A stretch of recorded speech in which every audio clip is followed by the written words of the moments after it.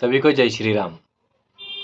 आज हम बात करेंगे श्री राम और श्री रावण दोनों में सर्वश्रेष्ठ कौन, महाबलशाली कौन, महाविद्वान कौन और किस कारण से परिस्थिति ने ऐसा मोड़ लिया कि रावण की लाख अच्छाई होने के बाद भी वो एक गलती के कारण से आज तक रावण को सब बुरा कहते हैं। सारी स्टोरी बताऊंगा। उससे पहले चैनल का नाम है हनुमान जी सनातन मिनिस्ट्री और यहाँ पर केवल हनुमान जी, रामायण, भगवत गीता, द्वारिकाधीश और सब भगवान के बारे में ही बातें होती हैं। और छोटी छोटी बातें जो आपको नहीं पता है या आपको पता है फिर भी आप नहीं जान रहे, या नॉर्मली सबको सब कहानियाँ पता होती हैं आजकल, Facebook, YouTube, Insta, books and all जो भी है। टॉपिक पे चलते हैं। महाराज श्री रावण लंकेश्वर, लंका के राजा रावण के बारे में। मान्यता यह है कि रावण जी अर्ध राक्षस अर्ध मुनिगण है, क्योंकि उनके माता राक्षसी थी जिनका नाम कैकसी था और जिनका नाम ये था रावण था। रावण उन्होंने रावण का जो रावण नाम उन्हें एक वरदान के कारण प्राप्त हुआ है। पहले सब उन्हें प्रेम से दशानन बुलाते थे, क्योंकि जब उनकी उत्पत्ति हुई, जब उनका जन्म हुआ तो उनके 10 सिर थे और ऐसा माना जाता है कि तब उनके पिताश्री ने इनका नाम दशानन रखा था। और जो रावण नाम मिला है उन्हें, जो रावण नाम मिला है उन्हें, वो स्वयं महादेव जी ने इन्हें दिया है। ठीक है, या आप ऐसे भी कहते हैं, बहुत सारी स्टोरियों में ये भी बताया जाता है कि रावण नाम इन्हें माता जी ने दिया था और दशानन नाम इन्हें शिव शंभू महाकाल ने दिया है। रावण अति बुद्धिमान, अति बलशाली, महान ज्ञाता, वेदों पुराणों के कृतज्ञ थे। रावण अपनी इच्छा से मृत्यु पा सकते थे। रावण ने 9 ग्रह को अपने कब्जे में रखा था। रावण जैसा बलशाली, रावण जैसा ज्ञानी कौन होगा? न हुआ है न होगा। रावण जैसा महाविद्वान, रावण जैसा शिव भक्त दुनिया में कोई नहीं है। रावण की एक गलती, उसके अंदर का अहंकार कि मेरे जैसा कोई है ही नहीं। सबसे बड़ी भूल यही है। आपका कितना भी अच्छा होना, कितना भी सुंदर होना, कितना भी स्वाभाविक होना, कितना ही वैश्विक होना, कितना ही माता पिता प्रेम स्नेह करना, लेकिन आपकी एक गलती के कारण आप सब चीज को खो देते हैं। क्योंकि दुनिया आज भी वही है जो सतयुग में थी, जो त्रेता युग में थी, जो कलयुग में ही है, जो द्वारिका में थी। दुनिया का एक ही मंतव्य है, अभी भी आपके किसी भी अच्छे कर्म को दुनिया याद नहीं रखेगी, लेकिन अगर आपने एक भी गलती कर दी तो दुनिया उसी गलती को बार बार दोहराएगी। ये दुनिया का नियम है। युग कोई भी हो, मैटर नहीं करता, बट इंसान की मेंटालिटी वही होती है कि आपने क्या गलत किया है, आपने क्या सही किया है। सही तो छोड़ ही दो, क्या गलत किया है। रावण के अंदर भी यही गलती हो गई। रावण ने वरदान के बाद, उसके बाद उन्होंने सब जगह पे मार पीट, ये वो, इसको हरण, उसका हरण, इसका पतन, उसका पतन, इस राजा को कब्जे में करो, उस राजा को कब्जे में करो। ब्रह्मांड में रावण एक इतना बड़ा ज्योतिष का जानकार था कि उसने अपने पुत्र मेघनाथ के समय पर सारे ग्रहों को एक ही जगह पर रहने के लिए कहा था, ताकि उसका जो पुत्र था वो अजय और अमर हो सके।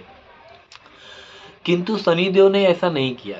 जब उनके बच्चे के जन्म का समय आया तो शनि जी अपने दिशा से हट गए। इसलिए शनि जी को ब्रह्मा उसने शनि जी को एकदम अकेले कारागृह में रखा था और अति ही प्रतिप्रेरणा से रखा था। अति ही प्रतिप्रेरणा मतलब क्या होता है, बहुत ही दुख कष्ट से रखा था। रावण ने काल तक को अपने पास बांध कर रखा था, जिसे हम कहते हैं, जिससे हम डरते हैं कि भाई यमराज हैं, ये काल हैं, ये है वो है, इनके आने से ऐसा होता है। लेकिन रावण ने उन्हें अपने पास बंदी गृह में रखा था और उन्हें रुद्र के मंत्र से बांधा था। रुद्र मतलब शिवांश, शिव का मंत्र होता है, इसे रुद्र मंत्र कहा जाता है। और वो महाकाल का मंत्र है, तो इसके लिए वो काल भी इसको खोल नहीं पाए। क्यों? इतना सब होने के बावजूद क्यों रावण ऐसी दिशा में चला गया कि उसे अपनी मृत्यु को सामने देखना पड़ा? क्या कारण था इसे? कारण ये था कि असलियत में कहा जाता है, रावण ने अपने शरीर से, दिमाग से और हर दिशाओं से बस यही कहता था कि मुझे कुछ भी हो, मुझे मोक्ष की प्राप्ति करनी है।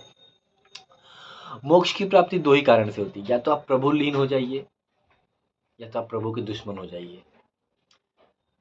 रावण ने ना दुश्मनी का रास्ता चुना, क्योंकि भगवान में लीन होने के लिए आपको बरसों तक तपस्या करनी पड़ती है। बरसों तपस्या करो तब जाके भगवान प्रसन्न होंगे।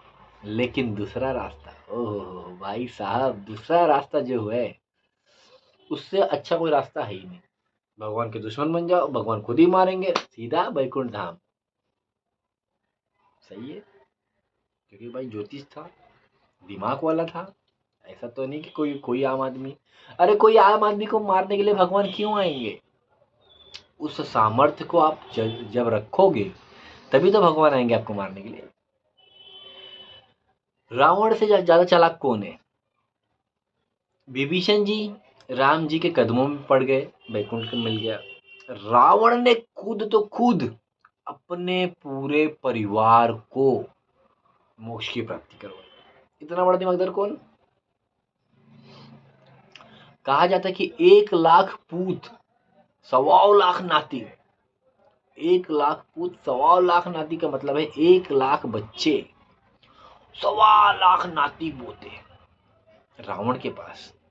सबको रावण ने बैकुंठ धाम का करवाया। नल नील से मरेंगे तो भी बैकुंठ, क्योंकि वो भी देव के पुत्र हैं। सुग्रीव से मरोगे वो भी देव के पुत्र है। लक्ष्मण जी के हाथों मरोगे वो भी तो शेषनाग का अवतार। राम जी के हाथों मरोगे, ओए होए होए, तब तो सीधा कृतज्ञ हो गए। हनुमान जी के हाथों मरोगे तो भी आपको अच्छी पदवी पर मिलेगा, क्योंकि हनुमान जी रुद्र अवतार थे। इतना होने के बाद अंत समय में रावण के पास राम जी ने भेजा कि लक्ष्मण जी को कि जाओ, रावण इतना विश्व का इतना बड़ा ज्ञानी आज मृत्युशैया पे है, जाओ उससे कुछ ज्ञान की बातें ले लो। लेकिन लक्ष्मण जी क्रोधी स्वभाव, भाई शेषनाग मतलब क्रोध, उनके सर के पास जाके खड़े हो गए। सर के पास जाके कोई खड़ा होगा तो कोई उनको ज्ञान देगा ना। लक्ष्मण जी कह रहे हैं तो अभी भी घमंडी है, अभी भी वो मृतशैया पे, फिर भी उनका घमंड नहीं टूटा। राम जी ने मुस्कुराया, कहाँ गए थे, किस तरफ खड़े थे? मैं वहां सर के पास खड़ा था। राम जी बोले नहीं, हम उनसे याचना करने जाए तो पैरों के पास जाना है। राम जी स्वयं जाते हैं पैरों के पास, हाथ जोड़कर, महान भाव, महाविज्ञानी, आप कुछ भी जो हमें आपके नज़र में हमें बताने लायक चीज़ है आप बताइए। रावण ने कहा मेरी मृत्यु का बस एक ही कारण है, मेरा भाई आपके साथ, सॉरी, मेरा भाई आपके साथ है और आपका भाई भी आपके साथ है, लेकिन मेरा भाई आपके साथ है ना कि मेरे साथ। अगर वो ना होता तो आपको यह पता नहीं चलता कि मेरी नाभि में अमृत का ये है। उन्हें ये भी नहीं पता चलता कि इस पहाड़ पर जाने पर और वहां पर मेघनाथ की यज्ञ है, जो अमोघ यज्ञ होता है, अजय यज्ञ जिसे कहा जाता है। वो यज्ञ पूरा होने के बाद उसे कोई मार नहीं सकता था। पूरे रामायण काल में रावण की तरफ से अगर कोई महान योद्धा था तो उसे मेघनाद को कहा जाता है, क्योंकि मेघनाद ही एक ऐसा योद्धा था जिसने लक्ष्मण जी को मूर्छित किया था। राम जी और लक्ष्मण जी को शेष अवतार नाग फांस में फांसा, शेष नाग को भी नाग फांस में फांस दिया था। ऐसे थे मेघनाद युगों में। उसके बाद भी सब कहते हैं कि ये असुर कुल में थे, ये थे, ये वो थे। रावण के मरने के पीछे का रीजन किसी को नहीं पता है कि रावण ने ऐसा कृत्य क्यों किया। रावण ने उन्हें जब माता सीता को जब लेके गए थे तो वो उनकी प्रतीक्षाया को लेके गए थे। रावण ने उन्हें अशोक वाटिका में रखा था, सबसे पवित्र जगह पर, अपने महल से दूर। पुराणों की माने तो सीता जी रावण की पुत्री थी।